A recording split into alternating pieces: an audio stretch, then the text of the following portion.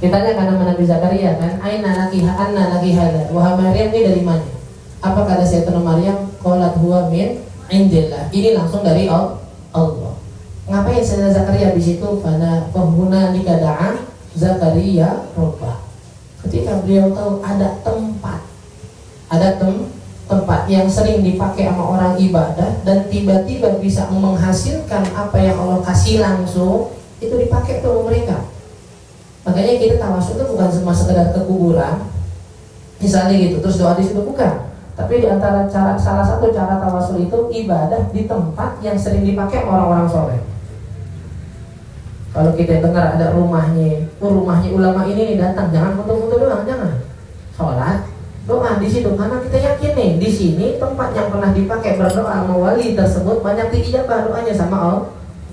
Doa di situ, sholat 2 rakaat minimal, habis itu doa.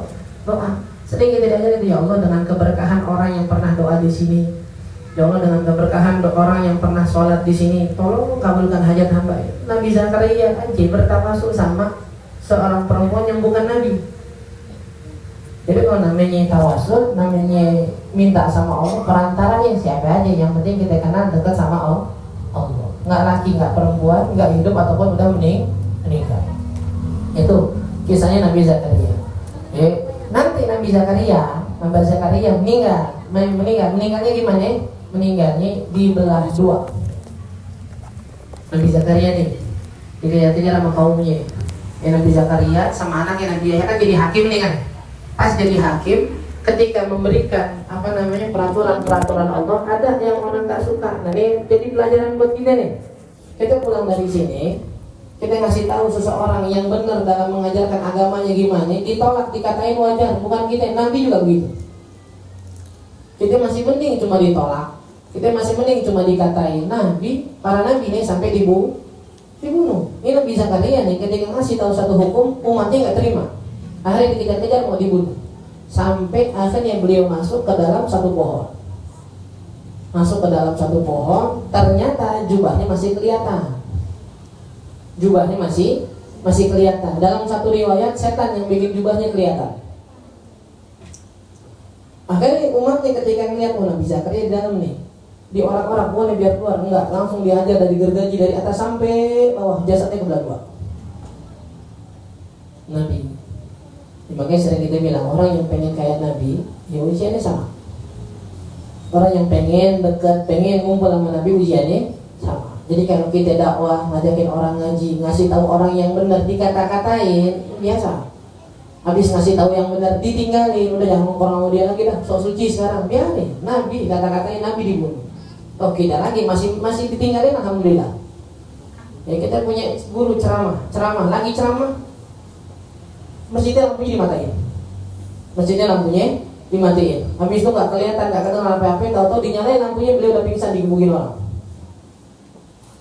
Di luar mobilnya dirusakin, orangnya digebukin. Itu mobil dibawa ke bengkel, orangnya dibawa ke rumah sakit. Mobilnya belum selesai kelar dari bengkel, orangnya udah ceramah lagi besok. Mobilnya belum selesai dibenerin, orangnya udah ngajar lagi. Ya itu semangat mereka. Mau diapain apa segala macam, dan biasa itu dah. Kalau kita berubah penampilan kita, nggak usah ngasih tahu dah. Nggak usah kita ngasih tahu. Kadang-kadang kita rubah penampilan atau kebiasaan aja, orang udah ngatain, biasa udah. Sekarang belagu banget, jilbab lu sok panjang banget. Ya biasa aja, mau ngapain sih cuma pakai lensa leher doang nih, harus sampai perut, harus sampai belakang, ngapain sih panjang banget kayaknya. Biasa aja gitu. Ngaji Sabtu ngaji mulu, malam Rabu ngaji, Sabtu ngaji, Minggu ngaji. Seminggu sekali juga cukup ngaji, ya terserah, biarin. Itu dan pasti kita nemunya begitu pasti. Nah sering kita bilang dari guru-guru kita, jangan berhenti. Dan hebatnya nih, Nabi Zakaria ketika gergaji itu kena pertama kali ke kepalanya, ya kan, wajar nggak kalau orang bilang orang kesakitan, orang bilang aduh gitu loh. Ketika gergaji pertama kali kena kepalanya, beliau teriak aduh. Langsung malaikat Jibril datang bawa pesan dari Allah, apa ya? Wahai Zakaria, sekali lagi kamu ngerintih, saya hapus nama kamu dari para nabi. Bilang ini pisau nih, anggap pisau dah, pisau kena jadi kita bilang gitu doang gitu. Jadi kata Allah, sekali lagi kamu teriak au nih, saya hapus nama kamu dari orang-orang yang sabar. Kejam, nggak kejam bukan. Orang semakin dekat sama Allah, peraturannya semakin ketat. Kalau orang-orang kayak kita nih, orang-orang kayak kita yang derajatnya masih di bawah lah. Kalau gibahin dalam hati kan nggak masuk hukum kan. Oh, itu kan sering banget. Kalau kita nih, kalau gibahin orang dalam hati masuk hukum, penuh catatan kita udah. Malaikat bisa beli buku lagi. Kalau dalam hati omongannya dihitung nih, wah repot urusannya. Tapi kan baiknya Nabi itu, Nabi bilang selama belum diucapkan nggak jadi hukuman. Tapi ada seorang ulama namanya Imam Al-Junaid Al-Baghdadi. Beliau gelarnya adalah ketua para ahli sufi zamannya. Jadi kalau kita dengar orang tasawuf, orang sufi, istilahnya raja nih, rujukannya saat itu ini Junaid Al-Baghdadi. Pernah satu hari ada anak muda ngemis depan beliau. Beliau dalam hati cuma mengucap, ya Allah, anak muda bukan kerjaan gitu doang nih, tapi dalam hati ngasih dan ngasih kan. Kalau kita kan ngasih kakak, mulut juga keluar tuh. Ini enggak, mulutnya enggak keluar, tangannya ngasih cuma ngedumel di hati. Ya, anak muda bukannya kerja, dan biasa. Pas malam beliau tidur, langsung dibawain bangke, daging, pengemis yang tadi. Mukanya masih jelas kelihatan. Nanya dia ke orang yang bawain, ini kenapa ya? Kata yang bawain dalam mimpinya, bukankah ente udah dengar firman Allah dalam Al-Quran yang menggibahi saudaranya berarti sedang makan daging bangkainya kan? Nah ini kita bawain. Nah karena dia cuma ngomong di hati doang, gak ngomong di lisan. Apa yang kata beliau? Kata orang yang di mimpi ini, orang seperti ente, maksudnya orang-orang kayak ente yang udah dekat sama Allah, haram bahkan gibahin orang dalam hati. Terus ada ulama namanya Bishr al-Hafi. Bishr al-Hafi ini hidup di zamannya Imam Ahmad bin Hanbal kalau nggak salah. Suatu hari adiknya pernah datang ke Imam Ahmad bin Hanbal. Adiknya ini perempuan. Nanya apa? Wahai Imam, saya mau nanya sebuah hukum. Hukum apa? Ini kan biasanya kalau malam gubernur suka patroli nih. Nah kalau patroli malam kan bawa obor nih kan. Nah saya biasanya kalau baju saya ada yang rusak, karena kita nggak punya lampu. Ini saking miskin nggak punya lampu. Biasanya kalau kita dengar ada patroli dari gubernur, kita buru-buru tuh nambel baju kita yang rusak. Ngapain? Ngambil manfaat dari cahaya obor yang dibawa sama gubernur dan rombongannya tadi. Hukumnya halal apa haram? Pernah nggak kita kepikiran gitu? Kalau kita lagi kehujanan nih, kan berhenti tuh depan toko sembarangan kan? Pernah nggak kita kepikiran halal nggak ya? Kita pakai nih toko buat berteduh. Ya kalau kita lagi nggak kelihatan mau baca sesuatu, deketin lampu orang, kan listrik orang tuh ya. Kira-kira halal nggak ya? Kan emang dasar hukum fikihnya nggak apa-apa, emang udah ada sendiri gitu, kita nggak ngambil secara sengaja. Tapi beliau nanya, dan hebatnya jawaban Imam Ahmad bin Hanbal apa? Itu anaknya siapa? Anaknya Haris, saudaranya Bishr. Bishr bin Haris Al-Hafi, ada saudaranya Bishr. Apa kata beliau? Orang-orang kayak ente hukumnya haram. Orang-orang kayak ini nih, orang-orang yang dekat sama Allah, ngambil cahaya orang aja hukumnya haram. Jangan biasanya ngambil yang begitu-begitu. Kasihan ntar derajat itu di hadapan Allah jadi berkurang kayak orang awam lagi. Nah itu dari situ pelajaran buat kita yang dikasih bahasa orang sekarang privilege gitu ya. Ya dikasih privilege sama Allah. Ini hati-hati nih, tuntutannya sama Allah lebih gede daripada orang yang nggak punya. Orang yang udah dekat sama Allah, udah ngerasain enaknya sholat, udah ngerasain enaknya zikir, udah ngerasain enaknya sholawat, itu kalau maksiat dosanya bisa lebih dari Allah. Karena memang nggak semua orang dikasih enak ketika berzikir. Kok ente udah dikasih enak berzikir sama Allah malah nyari senang-senang lewat maksiat lagi? Gak semua orang tuh bisa nangis lagi sholat. Nah ente udah bisa dikasih nangis lagi sholat, nangis karena khusyuk ya, bukan karena banyak pikiran, bukan. Oh nangis sholat banyak pikiran semua kita bisa rata, bisa udah. Ya nangis emang karena khusyuk gitu. Nggak semua orang bisa nih nangis. Kalau sekarang ini, kalau kita pernah hadir, bisa kalau Habib Umar lagi datang, kan beliau kadang suka berpikir tuh ya. Ya Allah, ya Allah, ya Allah. Pernah nggak ngerasain nangis lagi di situ? Bisa coba dah, nyobain di kamar sendiri. Ya Allah, ya Allah, ya Allah. Lama-lama bete sendiri pegang handphone paling. Ya Allah, nggak nangis juga nih. Ya Allah, nggak nangis juga nih. Tapi emang beliau bisa tuh kita diajak nyebut ya Allah nangis. Jadi nggak semua orang bisa dikasih. Makanya tadi orang yang punya kedekatan sama Allah, abis itu ngelakuin maksiat nggak sama dosanya kayak orang lain.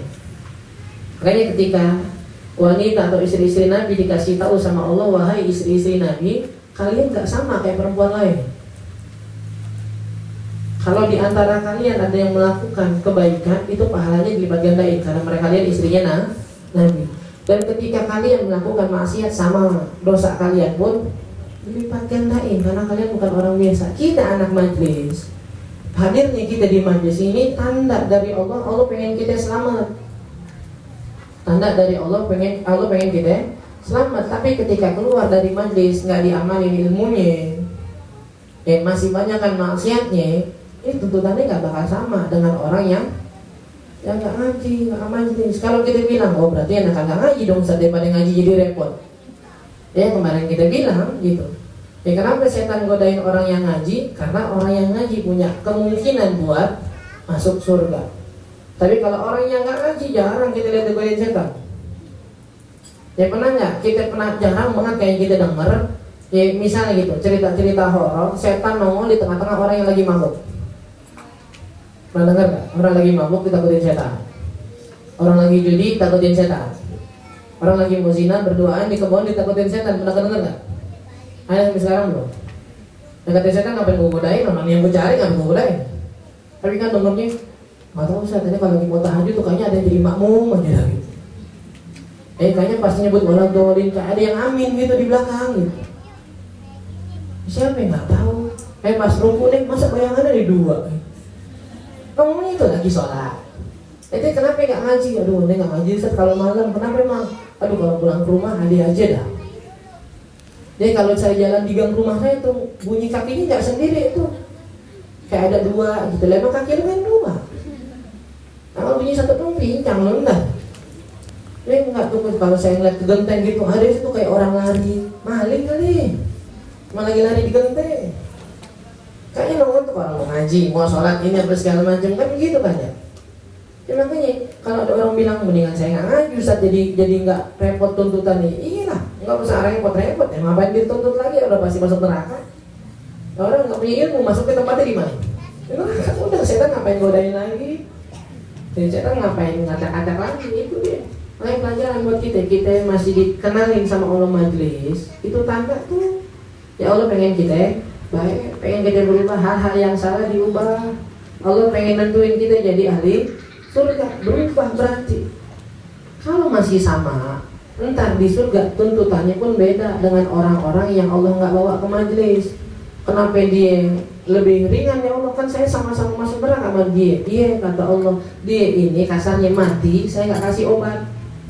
Makanya nggak punya penyakit tapi nggak punya duit buat beli obat, tuntutannya nggak parah. Tapi lucu kalau ada orang saya kasih kaya, sakit nggak mau berobat gara-gara saya sama duitnya.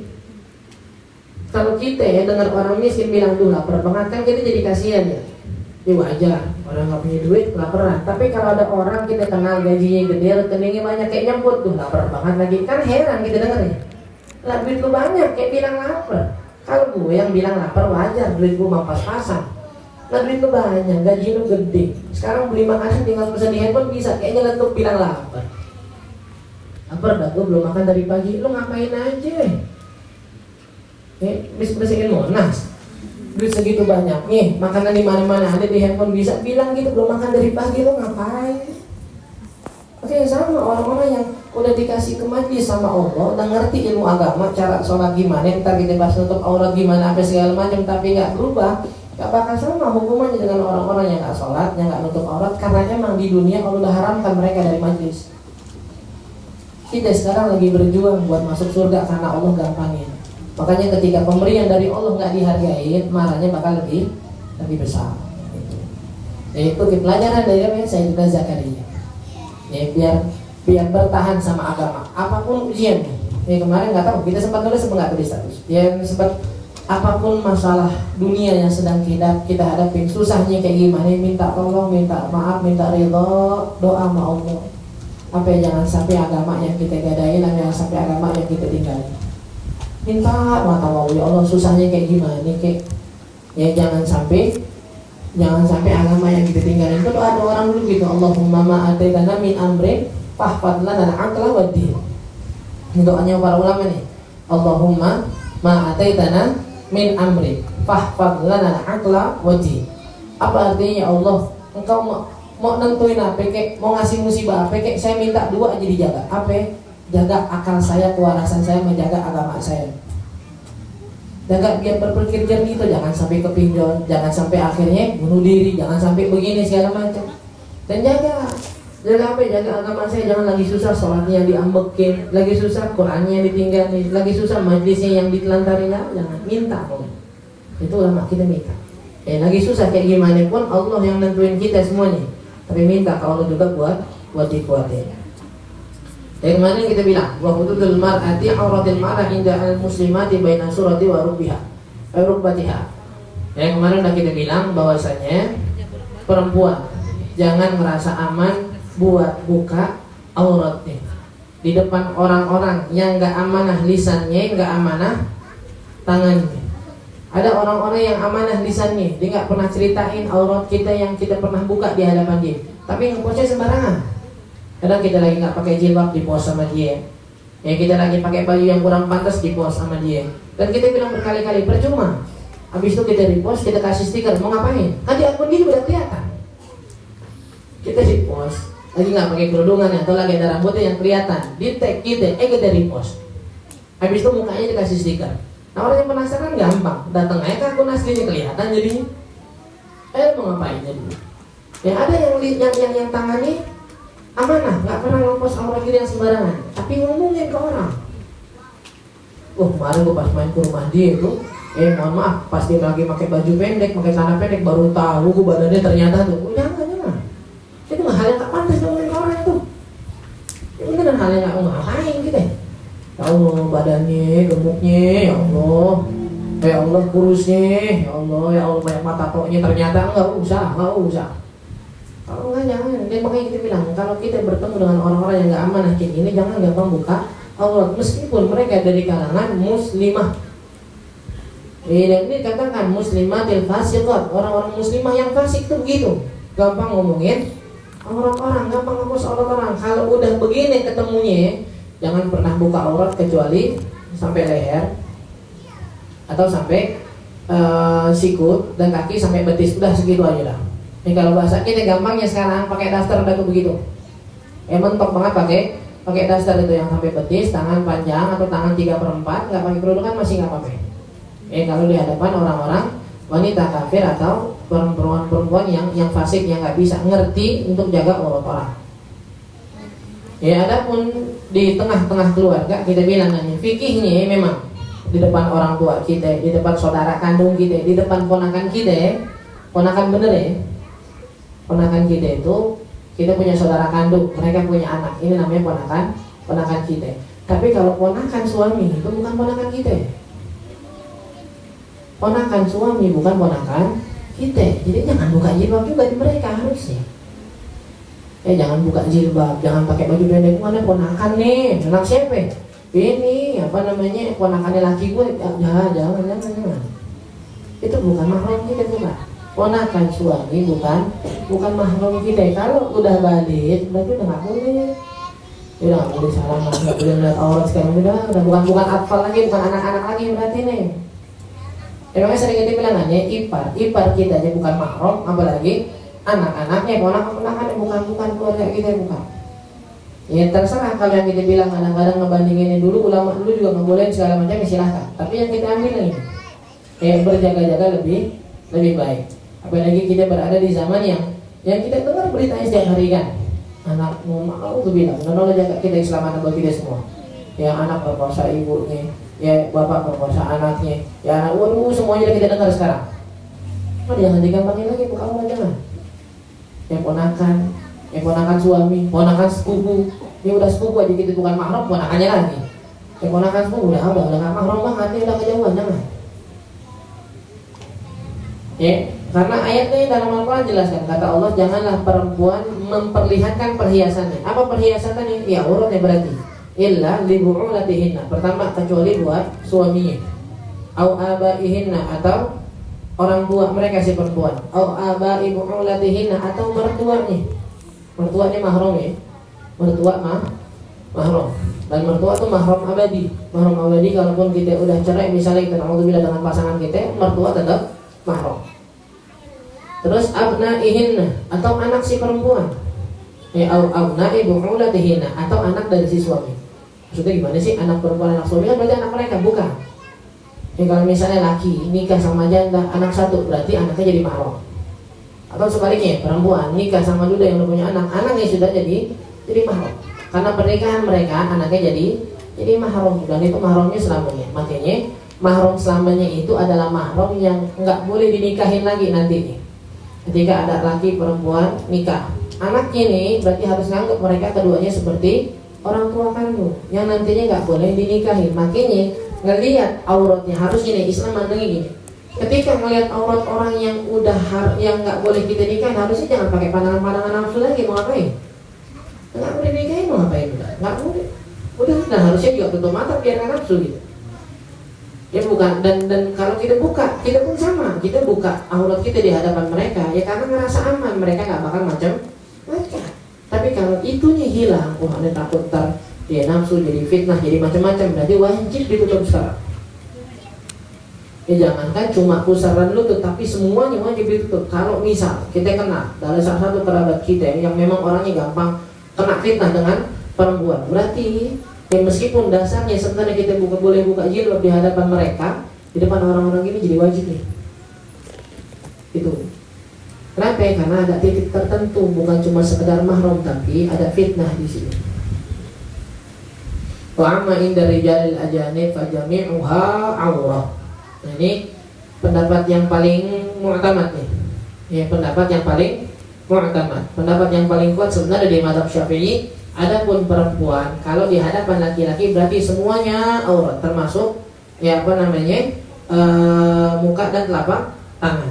Tapi para ulama kita ya sebagian udah berijtihad di dalam kondisi ya negara-negara yang nggak berbasis negara Arab, ya akhirnya sulit buat mereka menjalankan ya untuk pakai cadar. Akhirnya mereka berpendapat buat di tempat-tempat kayak kita, ngambil di hadis Nabi yang lain, boleh deh yang mau bercadar silahkan, yang nggak cadaran silahkan. Yang penting satu, kata Habib Umar, yang bercadar jangan pernah merasa lebih mulia dari yang nggak bercadar, dan yang nggak bercadar jangan menuduh yang bercadar macam-macam. Dan kalau kita nggak mau cadaran nggak apa-apa, tapi jangan kayak bilang lu ngapain sih kayak cadar, tengil dah, nah tengil. Orang kayak cadar dibilang tengil. Enggak, lu kayak cadaran ngapain sih di sini, nggak pantas. Lagi orang kayak kita nggak pantas cadaran. Dari muka juga udah nggak pantas gitu. Syariat bukan masalah muka, apa yang disangkutin ke muka. Ini nggak pantas, orang-orang kayak gitu muka kita nggak pantas kayak cadar. Udahlah kalau sok-sokan udah jangan. Kalau ini kamu pakai cadar, jangan pernah merasa ini tersakiti dengan orang yang cadaran. Padahal itu juga nggak ngeledekin kita. Dan kita yang cadaran jangan ngerasa lebih mulia dan terjaga daripada yang nggak pakai cadar. Makanya sampai sekarang kita sering nyampein juga, mohon maaf ya buat kita yang udah bercadar, tiba-tiba mohon maaf buat cadaran, hadir pengajian, masya Allah, foto-foto sama temennya, dibikin video-video estetik, pakai jalan mundur maju, apa segala macam di area majlisnya, mau ngapain? Cadar harusnya bikin kita lebih malu dari yang lain, apa jadi lebih seringan kita kalau ngopos ya? Oh jangan malah bergaya-gaya dengan temennya dalam fotonya ini segala macam. Naudzubillah, bahkan sampai ada yang joget-joget mau ngapain. Terus fungsi cadarnya apa berarti? Justru kan enak ketika cadar kan orang nggak tahu lagi muka kita, jadi kita joget juga nggak masalah lah. Jangan. Kita sejak kapan ngeliat Sayyidah Fatimah joget-joget? Kapan dengar hadisnya Sayyidah Fatimah ketika mukanya nggak pernah dilihat orang, terus akhirnya dengar riwayat dia suka joget di depan sahabat yang lain kan? Berarti jangan. Oh berarti kalau yang cadaran nggak boleh joget-joget. Kalau gue sih alhamdulillah belum cadaran, jadi masih boleh joget-joget. Ya nggak juga gitu tuh. Nggak begitu juga. Berarti kalau nggak, kadang-kadang kita mohon maaf ya, liciknya kita begitu. Sengaja kita nggak mau ngambil hukum yang keras-keras, yang berat-berat. Karena memang soalnya kalau mau masih macam-macam jadi masih enak. Gue nggak mau pakai gamis dulu karena memang gue masih nakal. Gue masih suka begini-begini, malu ntar sampai gamisnya pakai celana aja dulu lah. Jadi kalau seandainya gue nakal juga Islam nggak jelek-jelek banget. Kewajiban kita bukan cuma jaga nama Islam, tapi memang dasarnya Islam mewajibin kita buat jaga diri. Justru paksain pakai gamis biar nggak macam-macam. Kita bukan orang soleh bukan dengan pakai gamis. pakai sarung, pakai peci, enggak, bukan orang soleh. Tapi mudah-mudahan dengan maksain pakai peci, maksain pakai gamis, mudah-mudahan jadi malu buat bertingkah yang macam-macam. Harusnya niatnya begitu, bukan sengaja. Gue nggak mau pakai gamis dulu, nggak, memang gue masih belum pantas, agama gue masih jelek, masih begini, masih doyan begitu-begitu, nggak pantas dah kalau pakai gamis. Entar-entaran aja, entarnya kapan? Kalau seandainya ada di antara kita yang bilang gue nggak mau pakai gamis dulu, nggak mau pakai abaya dulu, ini segala macam, nah memang masih nakal-nakal. Ntarlah kalau udah bisa nggak nakal kapan? Coba kasih waktu dah, setahun, 2 tahun, 3 tahun, ntar dah pokoknya dah. Ini kan berarti kan emang dia masih mau nakal, jadinya begini. Justru paksain berarti pakai gamis biar ya macam-macam. Yaqul lil mu'minin yaghuddu min absarihim wa yahfadhu furujahum dzalika azka lahum. Hadisnya apaan? Hadisnya kata Allah, wahai laki-laki, tutupkanlah atau tundukkanlah pandangan kalian dari perempuan. Dan hadis lain dalam satu keadaan kata Sayyidah Aisyah, Nabi pernah sholat subuh jamaah. Terus ada jamaahnya, makmunya orang-orang perempuan. Multafi'at fi murutuhinna thumma yarji'na ila buyutihinna ma ya'rifunna ahad. Ini perempuan jamaahnya Nabi, mukanya semua ketutup kecuali jidatnya buat sujud. Habis sholat ngapain? Yarji'na ila buyutihin. Habis itu mereka pulang, la ya'rifna ahad. Ini siapa nggak ada yang tahu. Sampai ketika turun ayat hijab itu, ayat cadar, kan sahabat bilang kan, fasirna kal kal ghuraba la yu'rafna aina amamahunna wala wara'ahunna. Ketika Allah menurunkan ayat tentang cadar, ini semua perempuan di Madinah kayak burung gagak. Bahkan lebih parah. Apa lebih parahnya? Nggak tahu mana depannya mana belakangnya. Saking ketutup ini nggak tahu mana depannya mana belakangnya. Amma halatu jawazi kashfil awrah wa nadhru ilaiha li'urin fahiyana. Tapi entar ada itu ada keadaan-keadaan yang di dalam agama boleh kita ngelihat muka perempuan, boleh ngelihat tangannya. Kapan? Ketika lagi mau khitbah, mau ta'aruf, tuh boleh tuh. Makanya paling aman kalau ada yang mau ta'aruf, dia mau ta'aruf, dia mau kenal di rumah. Jangan kirim foto, jangan. Kalau dikirim foto sekali lihat, ntar dibilangnya belum lihat. Jadi kasih foto terus-terusan disimpan sama dia jadi. Jangan pakai kirim foto, jangan. Kasihkan mukanya langsung di rumah. Dan hebatnya Sayyid Muhammad bin Abbas al-Maliki itu dalam kitab yang kita pelajarin, beliau bilang Islam itu sebenarnya memakruhkan buat laki perempuan nikah tanpa ada ta'aruf yang minimal. Karena biar tahu dulu, biar tahu mukanya, biar tahu agama-agamanya gitu, gimana kriteria dalam agama dan pandangan terhadap dunia. Jangan, ini bismillah insyaallah nikah imanannya kuat, sama perempuan langsung aja dah. Nggak usah kayak apaan, lu mau nggak? Besok sebulan lagi gue siapin semuanya. Enggak, jangan. Nah, gitu juga jangan. Bagus memang. Emang nikah sering jadi bilang nikah tuh fondasi paling dasarnya bukan cinta, tapi iman sama ilmu. Tapi enggak begitu juga. Langsung aja bismillah, udah bismillah, tanpa kenal dulu, tanpa nanya dulu, enggak. Makruh hukumnya itu. Di Islam nggak boleh pacaran. Tapi Islam juga memakruhkan kalau orang mau nikah tanpa ada kenalan sama sekali, nggak boleh juga sama. Nggak boleh, makruh. Ya takutnya ntar udah nikah tiba-tiba misal gitu pas dibuka mukanya nggak sesuai harapan, jadi kesal. Jadi begini bentuknya laki gue nih. Jangan lihat, lakinya lihat, perempuannya lihat. Minimal itu. Ntar ngobrolin masalahnya apa lain-lain itu lah. Nah, di sini boleh nggak ngelihat? Berarti boleh. Di sini ngelihat boleh. Tuh ada lagi. Gimana keadaan ketika jadi saksi? Jadi ketika berobat dan lain-lain. Terhadap batasan-batasannya insya Allah kita lihat kita bakal bahas di pertemuan selanjutnya bagian-bagian atau keadaan-keadaan ketika seseorang perempuan boleh membuka auratnya di hadapan yang bukan mahramnya. Ada batasan-batasannya, ada keadaan-keadaannya, itu yang perlu kita jaga. Allahu a'lam. Ada pertanyaan sebenarnya minggu lalu. Pas sudah selesai baru masuk. Tidak selesai baru masuk, makanya nggak kita jawab. Baru kita jawab sekarang. Allah alam orangnya hadir apa enggak. Tapi mudah-mudahan hadir. Kalau nggak hadir jadi pelajaran buat yang lain. Pertanyaannya agak ribet. Agak ribet sih. Agak ngeri juga jawabnya. Kata beliau, dia nanya, kalau suami udah beberapa kali selingkuh dan istri sudah beberapa kali memaafkan, tapi suami malah nyalahin istri karena dianggap terlalu ngatur, dan mertua juga membenarkan suami, ya lalu istri sampai sakit karena stres. Apa yang sebaiknya dilakukan istri dalam kondisi tersebut? Nah, kan ada lagi pas banget. Kan kali-kali tanya orang. Kalau ditanya orang, Ustaz, Anda lebih baik cerai apa enggak? Anda nggak pernah dijawab. Oh, Ustaz, Anda cerai apa enggak nih? Nggak ditanya yang lain. Nah, kalau udah hukumnya cerai apa enggak, cari yang lain. Cuma kalau ditanya ini hukum kayak gini, cerai itu masih makruh enggak? Cerai itu sekarang dibolehkan, kan asli dasar hukum cerai kan makruh kan? Cerai itu hal yang halal tapi paling dibenci sama Allah. Baik, semalam mungkin lagi terjemahin video ada Syekh Mutar Jamil, dia punya Muwasalah, salah satunya bahas ini, dan beliau bilang di situ. Jadi setan dia punya gathering. Setan juga punya family gathering, setan. Ya, terkadang lagi family gathering nih dipanggil, ente maju, ente udah ngapain? Dia bilang, ya Allah, saya ini kayak Allah. Wahai setan, gitu, iblis ya, setan raja iblis nih. Saya udah deketin pulang sampai dia maksiat. Oh ya udah, cuma gitu doang. Yang kedua dipanggil, Anda bikin pulang maksiat ini. Oh ya udah.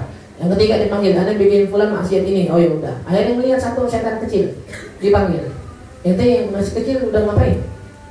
Ya wahai raja misalnya gitu. Maafin, saya nggak bisa bikin orang-orang atau manusia itu bikin manusia maksiat lebih besar daripada yang dilakukan kakak-kakak kelas saya misalnya gitu. Saya cuma bikin suami dan istri bercerai. Rajanya itu dari singgasananya dipeluk. Ente yang paling hebat. Ente yang paling hebat. Ya terus gimana Ustaz kalau keadaan kayak gini ya? Makanya dari awal kita minta banget nikah jangan sembarangan. Nikah jangan sembarangan. Ya kalau kita bilang dari Nabi jangan melihat harta. Ya boleh melihat tampang tapi jangan jadi patokannya dilihat agama. Ya, tapi kita lihat agama kan, anak majlis ada gurunya, tapi belepekan juga hidupnya. Nah, jadi dibilang, ya anak majlisnya jangan anak majlisnya, kita lihat ilmu, jadi amali dan kakak. Bukan masalah anak majlisnya, bukan anak majlis makin pintar makin tekan juga kita lama-lama. Yang ini jadi amali dan kakak. Kalau ini diamali, ini yang diambil. Jadi sering kita bilang, minimal anak majlis itu kalau emang dia takut ganggu gurunya masih alhamdulillah. Kedepannya kita bisa ngadu ke gurunya. Cuma kalau anak majlis pintar doang, dia gak punya guru, ini bahaya. Yang ada dalilnya lebih banyak dari kita, Pak. Kalau udah gak punya rujukan, nanya ke siapa segala macam, wah repot. Ya udah dicari begitu saja, tapi ternyata udah nikah tetap begini, gimana? Nah, dia cuma mau nasihatin dia, terserah. Ente kalau seandainya mau milih dalam keadaan yang ente gak kuat begitu, silakan. Ente berhak. Ya, jangan bilang ada yang ngarahin ya, cuma ada bilang ente berhak. Nggak mau mati dibilang nama gue dicatat, dibilang nyuruh cerai. Ada yang milih cerai dah, kenapa disuruh ustaz? Jangan. Kalau masih pacaran, gue suruh putus, bilang nama gue nggak apa-apa. Tapi kalau seandainya sih, jangan bilang namanya, jangan. Ya, itu berhak. Dan yang kedua buat kita yang di luar pernikahan orang, ketika ada orang bercerai, Nabi itu pernah cerai. Ya kita ngomong kayak gini bukan berarti Nabi rumah tangganya gagal, bukan. Emang sengaja Allah bikin kehidupan Nabi itu ada hal-hal yang bakal kita alami, biar kita mandangnya, oh ya udah, Nabi juga pernah cerai, ini namanya rumah tangga. Kalau udah nggak cocok dan seandainya saling menyakitin, ya silakan. Dan dari awal kita bilang haram. Pernikahan kan selama ini kita tahu cuma sunnah doang. Ada pernikahan yang haram, sahnya sah, tapi haram hukumnya, bukan sunnah lagi. Kapan? Ketika dari awal pengen nikah, kita udah yakin kalau nggak kita nyakitin dia bakal nyakitin kita, haram nih. Tapi pernikahan yang berjalan kalau saling nyakitin misalnya, udah, ngapain diterusin? Gitu. Terus kalau kamu pengen jadi Asia, pengen jadi Asia, bintu Imran, orang yang tinggi derajatnya di sisi Allah, fokus sama Allah kita. Berkali-kali kita bilang nanti, ini susah, tapi sebenarnya enak kalau udah bisa jalannya enak. Apaan? Ingat lagi, kalau pernikahan kita itu bukan fokusnya ke suami kita, fokusnya kemana? Ke Allah. Suami kita itu cuma jadi wasilah buat kita dapat pahala sama Allah. Jadi kalau suami kita misal, suami kita nyakitin kita sabar jadi pahala. Suami kita nongkrong main futsal sama teman-temannya nih, kita gak diajak, kita sabar jadi pahala.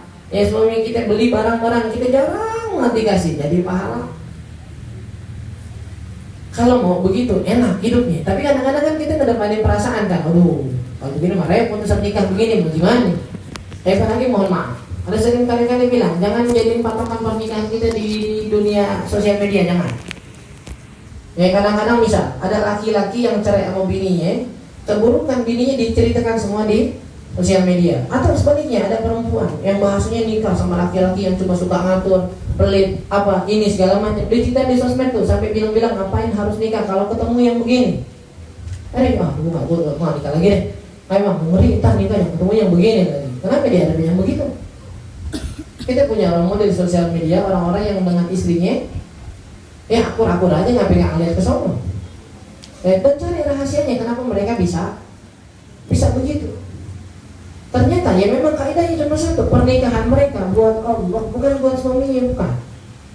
Ada seorang perempuan yang pengen masuk surga dengan cara gampang. Gimana caranya? Nikah. Habis itu nikah gimana? Jalanin kewajibannya sama suaminya. Suaminya mau jongkir balik, mau ngobrol, mau lompat di atas gedung dia. Kita gimana Ustaz? Ya hari udah terserah. Terus suami mau mancing kayak kasarnya gitu. Kita wajib ngingetin. Cuma kalau kasarnya jadi repot di hidup kita jangan. Biarin aja. Ini kalau kita bilang misal bukan kita ngebedain selingkuh ya, selingkuhnya salah. Tapi kalau seandainya posisi istrinya bisa, nggak usah nggak ngerasain sih, bukan nggak ngerasain. Masalah lu masalah perempuan, masalah laki. Gak usah saling ngadu nasib, gak usah. Ustaz nggak ngerasain sih kalau jadi bini gimana? Ya enggak orang gue jadi suami. Kalau ngerasa jadi istri sih sama kan. Kalau gue balikin, lo nggak tahu kan laki capeknya gimana, sama aja. Lo nggak tahu kan emang kuis. Mau tahu kan lo mau, udah nggak usah kayak mani nggak usah dah. Gitu. Tapi kalau lo mau fokus, udah fokus aja. Laki pulang, layani. Laki di luar, mau ngapain terserah.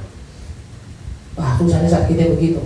Kita laki baru 5 langkah, udah kita tanya udah nyampe mana? Baru 5 langkah, masih berhenti gue di bensin eceran dan nanya aja udah gimana? Kita nyampe sono foto, mau sholat foto, mau makan foto, mau ngapain? Ya ada sering bilang, ada belum ke istri ada bilang, coba lihat apa namanya itu yang dokter Aisyah Dahlan yang kemarin di sini kan, itu kan beliau ilmu psikologi kan ya, tentang laki gimana, tentang itu tonton dah. Ya bukan kita ngebela, karena kata beliau kenapa Nabi dari awal bilang ke perempuan buat taat aja sama suaminya, karena emang ternyata sifat laki dari Allah tuh nggak pengen diatur, nggak pengen ini segala macam, kok ngapain nikah sama laki yang begitu? Kita serah. Kalau mau nyari sifat dasar laki pasti kayak gitu. Allahumma kalau nanti dia bisa ngalahin agak beda. Perempuan juga sama, sifat dasarnya begini. Kita kalau dia bisa ngalahin beda. Tapi dasarnya pasti ada begitu. Makanya dari awal Nabi udah ganti-ganti perempuan tunduk aja dah. Kenapa emang? Kalau begitu ngapain kita nikah Ustaz? Bukan, makanya dari awal nikah lu ketika lu bilang ngapain kita nikah kalau dapat laki yang kayak gini, nah niat nikah ini yang salah. Berarti niat nikah lu ya biar dapat si laki ini, ternyata lakinya nggak sesuai ekspektasinya. Tapi kalau niat kita nikah, ngapain nikah? Nabi suruh, dan mudah-mudahan gue bisa taat. Yang kalau gue taat, kata Allah silahkan masuk surga dari pintu mana aja. Ini tuh yang gue cari nih. Akhirnya lakinya mau jungkir balik kayak gimana, nggak ada masalah sama dia. Tapi kalau udah sama, Anda juga bilang ke istri, bilang kalau situ mandangnya ke saya dan saya mandangin ke situ, setiap ada kejadian nggak bakal akur gitu. Tapi kalau misalnya gitu, marahnya istri, ngambeknya istri gitu kita anggap jadi pahala. Ya marahnya suami dianggap pahala istri, udah pahala kita bakal terus naik di hadapan Allah. Syekh Abdurrahman Bajal Habab, mungkin yang biasa ngaji yang maha baik, musyarifat tahu, sering dengar namanya Syekh Abdurrahman Bajal Habab. Ya, beliau dimarahin mulu ini. Oh tenang. Ya, tapi jangan dipraktekin jangan. Jangan sok-sokan marahin laki biar laki jadi wali jangan. Dimarahin mulu. Ada sumpah dia keluar di gunung. Di gunung ternyata ada 2 orang yang lagi ibadah. Masya Allah nih ibadahnya nih, setiap ibadah doang, tiap mereka lapar cuma doa sama Allah, turun makanan dari langit. Akhirnya dibilang, Anda mau ikut sama kalian dong doa ibadah di sini, saya malas di rumah gitu. Oh silakan. Berarti sekarang ganti-gantian ya. Saya kata yang satu saya doa pagi buat minta makanan sama Allah, kamu doa siang, yang kedua doa siang, kamu doa malam anak baru nih. Akhirnya pas pagi turun makanan, makan dia. Yang kedua habis ibadah doa sama Allah turun makanan. Yang ketiga giliran dia nih. ini saya doanya gimana? Saya belum pernah nyobain doa langsung dapat makanan. Kasih tahu doanya apa? Kata orang yang dua, kita cuma tawasul sama satu orang. Kita tawasul sama seorang wali yang dikasih tahu sama guru kita. Kalau ente punya hajat, tawasul sama ini orang, insya Allah langsung saat itu juga Allah kabul. Oh iya, kasih tahu siapa namanya? Namanya Abdurrahman Bajalaban. Kan memang gua. Itu gua kata dia gitu. Masa iya. Lu kenapa kata gue lihat dia wali kenapa? Dia wali gara-gara dimarahin mulu bini. Pulang lagi jadi. Lu marahin gue sekarang udah apa beda? Ya lu marahin berarti lagi magong gue jadi. Pulang lagi ke bininya. Dan sebagian riwayat bilang bininya juga masya Allah orang soleh. Ketika dia pulang baru dia ngomong. Ah tahu ini sekarang ini siapa? Jadi sengaja, gue marah sengaja biar derajat lebih tinggi biar ngalahin gue. Kata bininya. Tapi yang begitu yang bininya wali. Kalau kita bukan wali yang begitu ya. Kita pulang nanti dimarahin nanti biar derajat tuh tinggi kak yang dibanding enggak. Paham ya? Enggak ada caranya cuma begitu loh udah. Kita kalau namanya nikah fokusnya nikah pasangan kita udah enggak bakal kita nikahin siapa malaikat. Kalau jinnya nasihat gitu, ente bukan nikahin malaikat udah. Mau yang laki mau yang perempuan ente bukan nikahin malaikat.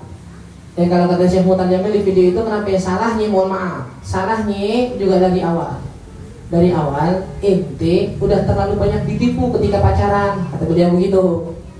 Kenapa ditipu? Namanya orang lagi pacaran kan ngasih lihatnya bagus-bagus. Sampai beliau bilang, aneh didatengin satu orang nikah, dia bilang Syekh saya nikahin perempuan. Baru seminggu dia datang lagi ke aneh bingung kenapa kok biniannya beda ya. Karena memang waktu saya pacaran, bahasanya nih, waktu saya pacaran, dikasih lihat nih bahasanya lembut, ya pergerakannya lembut. Kalau saya butuh sesuatu dibawainnya enak apa segala macam. Seminggu di rumah, masya Allah, rumah saya penuh suara ide semua. Ada kata beliau, ente berarti bukan nikahin bini ente nikahin perempuan yang kemarin ente dikasih lihat. Nah sekarang ternyata bukan dia, itu mau kamu merasa doang. Nah kita begitu kebanyakan kan, namanya orang lagi pacaran, lagi promosiin barang, lagi promosiin dirinya. Kita jual obatnya, ayo obat segala macam penyakit. Buat pusing bisa nggak? Bisa. Buat sakit gigi bisa nggak? Bisa. Buat apa namanya muntah-muntah bisa, buat mual bisa minum. Nggak sembuh. Aku bilang bisa tuh nggak tahu sembuh apa kagak. Lo lagi mual, lo minum aja bisa sembuh nggak tahu, urusan Allah. Kan maksudnya ya, kita ditipu begitu, kita kasih lihat nih, oh ini begini, oh nah gila, lagi pacaran, ini jemput ya, lagi lapar tengah malam lapar nih, bawain makanan, mbak besok lu di kasur, gua lapar nih, itu dapur lo nggak lihat emang, jangan besok patah kaki lo emang, udah kemarin perasaan kamu hujan-hujan aku dibawain bubur kemarin, orang ikannya sekarang udah dapet nggak bisa dipancing lagi, ya. Makanya Islam nggak mau adanya tipuan dari mana awalnya itu dari pacaran. Yang kemarin kita lihat kalau jawab malam perempuan tapi nggak usah lah takut orang yang nggak hadir. Mudah-mudahan sekarang orang yang hadir gitu. Jadi kalau ente mau lepas terang kita berhak. Ente ngerasa kaku dan ngerasa tersakiti silakan. Tapi kalau ente bisa lebih fokus ngurus anak, bisa kalau punya anak dan fokus ke Allah terserah. Lakinya pulang sendokin, lakinya makan di luar biarin. Yang penting hak wajib kita nggak pernah ketinggalan. Kalau hak wajib kita yang dizalimin, ini nampaknya nggak turun saat minta. Boleh diminta, nggak usah kayak sama-sama minta. Bang, jangan bulan ini mana yang saya belum masak nggak ada uang, minta apa be? Maka kalau yang nggak wajib, jangan dipikirin, jalan aja udah. Ya dia gua, udah begitu. Tapi kalau di rumah jangan pakai dia gua, jangan. Kalau udah di luar dia gua, kalau usah dipikirin. Pulang kapan? Ya ntar bentar lagi, baru setengah menit tanya lagi. Udah jalan pulang belum pusing, baru setengah menit. Udah kita tanya udah pulang belum? Pakai sepatu nggak cukup 30 detik. Udah kita tanya lagi udah di mana?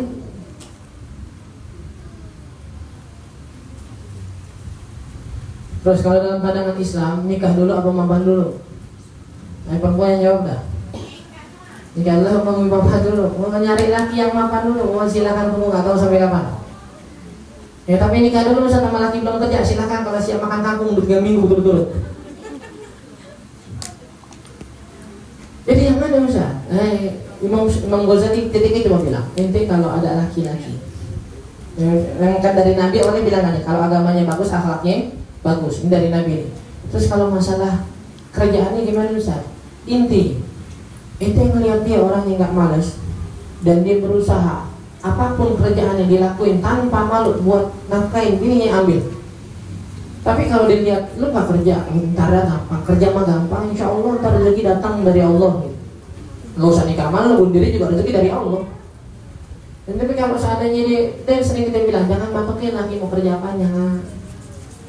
Ya, ikhlasnya istri, tenangnya istri, itu jadi tenang buat suami itu. Kalau suami tenang, nggak ngambil yang halal, nggak ngambil yang halal, nggak ngambil yang haram, nggak jadi galak gurugu, nggak kepinjol, apa segala macam, kan nggak usah ditanyain lagi, jangan begini bang, kerja apa? Kalau kerja jangan di situ pindah ke begini, jangan begini doang, jangan.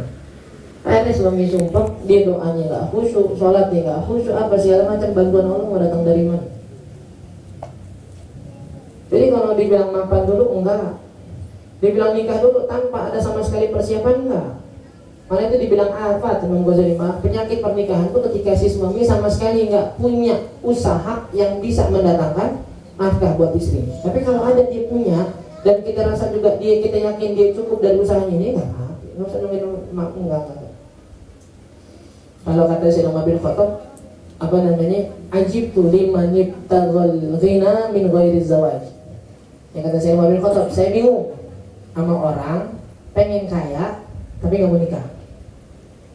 Jadi kalau menurut Sayyidina Umar bin Khattab, cara paling cepat buat kaya nikah. Kok bisa? Karena Allah bilang iyakunu fuqara yughnihumullah min fadli. Kalau ada orang nikah niat dia jaga diri benar tapi segala macam dia fakir, Allah yang kaya intan. Dan kata dia kalau Allah yang bikin kaya, selama dikit-dikit bikin kaya nih, selama nikahnya benar, caranya benar, setelah nikah juga ibadahnya benar. Oh, nikah doang sebelumnya nggak sholat, habis nikah nggak sholat, mau kaya dari mana? Tapi benar nikahnya juga cara yang benar. Tenang aja, Allah yang kaya. Kalau Allah yang kaya nggak bakal nanggung-nanggung.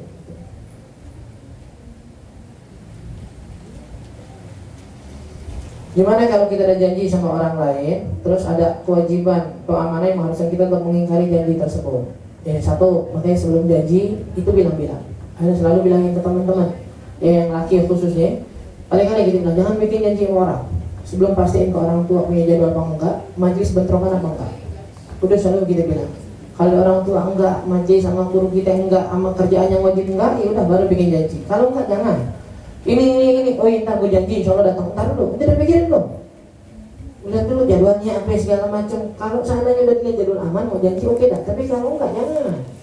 Jangan bilang janji itu saat dia senang, jangan. Gitu.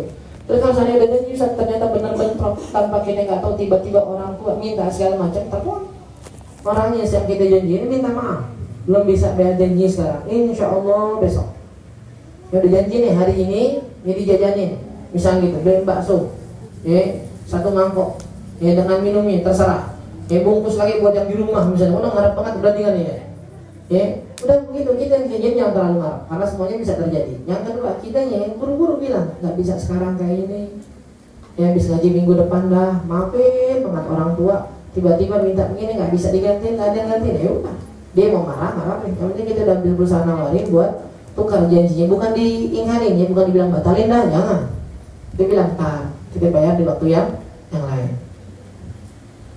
Kalau ponakan dari saudara satu bapak beda ibu, ponakan dari saudara satu bapak beda ibu, masih, karena itu masih ponakan dari saudara satu bapak beda ibu, tapi masih anak bapak ya berarti kan ya masih berarti ada tirinya gitu ya. Boleh berarti. Boleh. Terus kalau sebaiknya satu boleh. Kalau masih satu bapak, satu ibu, ini masih ada darahnya nih, masih sama, masih kandung sebenarnya, cuma memang enggak dua-duanya sama darahnya. Makanya di sini enggak dibilang saudara, dibilangnya saudara sebapak. Masih bilang kandung, saudara kandung sebapak, saudara kandung seibu gitu. Masih darahnya masih sama. Hukum saham dalam Islam boleh dengan syarat-syaratnya. Bagi persenannya jelas, perputaran uangnya jelas, barang-barang yang didagangkan dalam saham yang ditaruh itu jelas. Kalau nggak jelas nggak bisa. Intinya begitu. Kalau cuma naruh doang tapi nggak tahu barangnya yang mana, halal haram nggak bisa deh. Gitu. Jadi harus ada persenannya. Ada naruh saham nih di sini nih, tapi keuntungannya berapa persen sebulan? Harus ada persentasenya. Dan yang didagangin, yang diusahain apaan? Kalau nggak bisa.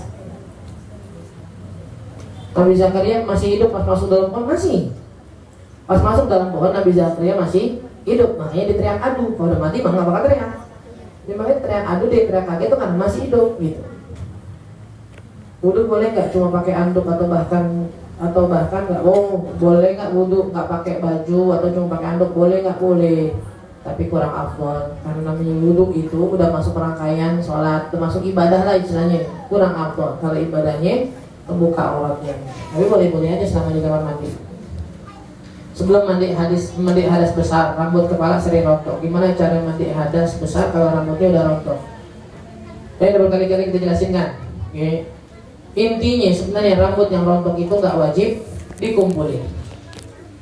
Yang udah rontok nggak wajib. Terus kita basuh yang mana? Yang masih ada di kepala aja. Ya kalau di kepala udah nggak sisa Ustaz, ya udah kepala lu aja udah, gitu ada rambutnya. Ya intinya yang masih ada di kepala itu yang wajib dibasuh. Yang rontok enggak. Ada satu doang pendapat Imam Ghazali yang beliau bilang takutnya nanti di hari kiamat badan kita atau rambut kita ini nuntut kok terpisahnya dalam keadaan junub. Ya mereka nuntut, kesal mereka, marah karena terpisah dalam keadaan suci. Makanya beliau bilang kumpulin terus dibasuh dulu gitu. Baru ntar yang di badan. Tapi enggak, beliau Pak ulama berpendapat yang wajib dibasuh yang masih di badan gitu aja.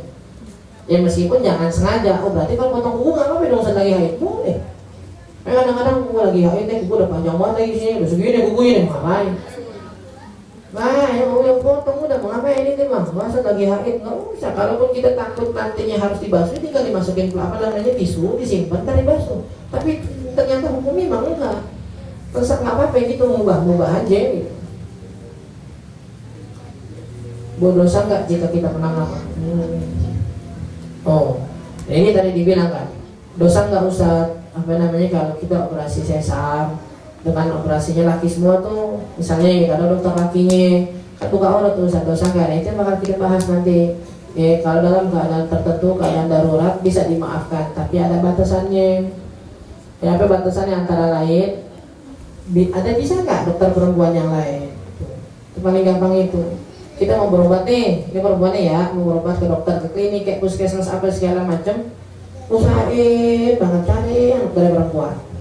Apalagi kalau udah harus ngangkat baju, periksa darahnya segala macam, cari yang perempuan. Ya dari mana tahu yang banyak jadwalnya. Kira-kira dokter praktek di sini yang perempuan kapan? Ntar jam 10-an, udah jam 10, saya nanti jam 10. Ya atau di klinik, tanya ada dokter perempuan nggak hari ini? Nggak ada, tanya besok. Besok berarti. Jadi salah satunya itu caranya gitu. Pacaran itu nggak boleh. Terus kalau cuma pergi berdua ke tempat rame, mall, kuliner, apa dosa juga tanpa adanya sentuh fisik pastinya. Aneh nggak pacaran nih? Ya, tapi aneh dekat sama laki-laki, jalan sih berdua, makan, nonton, nggak sentuhan fisik enggak. Lo banyakan dulu daripada orang pacaran berarti. Malah jadi bebas minggu ini sama ini nontonnya, minggu ini sama dia, banyakan lo jadinya. Lebih terhormat yang pacaran, jadi cuma sebiji doang. Kan kebanyakan dulu. Dia kan bilang, ada temannya bilang, ada pacaran ini kita nggak pacaran sah, nggak cuma apa, cuma komitmen bahasa mereka. Ini emang komitmen mau nikah terus, ya nggak apa-apain, paling cuma ngabarin lagi di sini nih, ya lagi di sini, emak lu kabarin nggak? Ngapain ada wasit lain? Nah emak lu nanya lagi di mana? Ngapain sih mak? Udah berita nanyain, giliran dia dikabarin nggak kayak ditanya. Lagi di sini nih, 4 bulan jam segini mau ngapain? Tapi kada sentuhan fisik, nah itu kita bilang pacaran syar'i itu.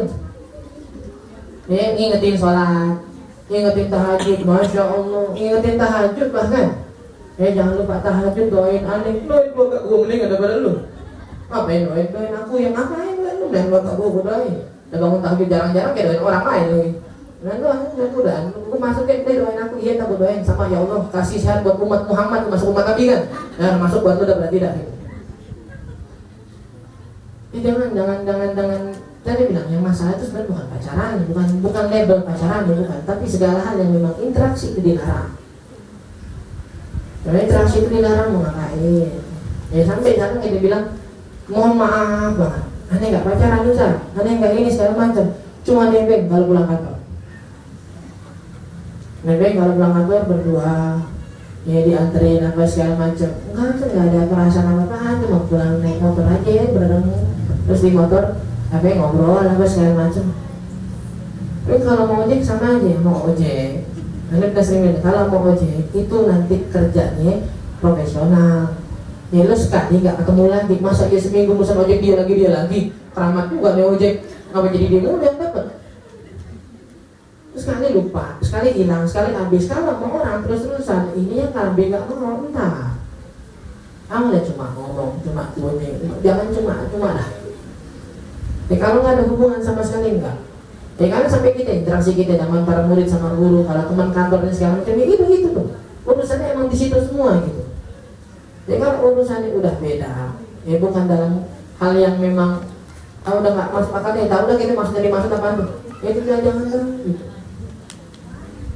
Ya jadi bukan boleh nggak kalau berdua nggak ada sentuhan fisik? Gimana? Nggak ada sentuhan fisik boleh. Ya ente mau nonton bareng nih, boleh. Dia jalan sendiri, ente jalan sendiri. Ketemuan bioskop aja ya. Sama-sama scene-nya yang hak misalnya kita boleh, tapi di nomor 1 ada 18. Nah, apa itu? Nggak ada sentuhan fisik, boleh musuhan. Ntar yang dia udah keluar, udah sampai parkiran, lu baru keluar. Nah, boleh nggak ada sentuhan fisik? Kalau gitu, dan nggak usah bareng. Nah, itu tahu. Nah, itu kan yang ngomong, nggak usah bareng, Ustaz. Nah, itu tahu. Kalau emang dasarnya malu nggak ada niat bareng, nggak ada sentuhan, apa dibarengin masing-masing aja. Nggak usah dibarengin. Ada mau nonton, santai mau nonton gitu. Ya, jangan masing-masing. Wah, nggak enak kalau itu kan menanggung, sekalian bareng aja. Nggak usah dibarengin. Ya udah boleh bareng, inti di sana, inti di sono. Kan masih nonton film yang barengan. Masih studionya sama kan? Iya udah, inti beda, seatnya ini beda. Inti motornya beda, ini beda. Kalau gitu nggak bareng, mau namanya. Ya kan masih satu layar. Kecuali lo ngadep layar, dia ngadep kiblat, nah baru beda nih. Kalau ini udah jangan lah. Ini bukan sekedar apa dia gitu bilang, bukan level pacaran itu kan. Tapi kalau orang nggak pacaran tapi tadi kayak gitu, ya Allah alam bedanya di mana entar. Malah justru lebih bahaya. Jadi orang-orang nanti ngeliat dia, kemarin minggu mana dia jalan dia mau tuh, besok sama gue dah. Besok gue coba mau gue mau nggak gue ajak pulang, gue mau aja.